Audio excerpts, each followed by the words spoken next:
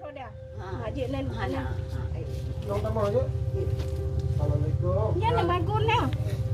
Dia tak kau. Ni. Mana dia? Kabur menan pun memang sama sekali.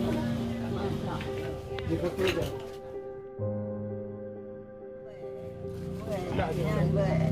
Makan. Yang badi urut, bak boleh. Makan bisa. Secara tanggung jawab besar lah bagaimana beliau ada kesehatan, melihat bahwa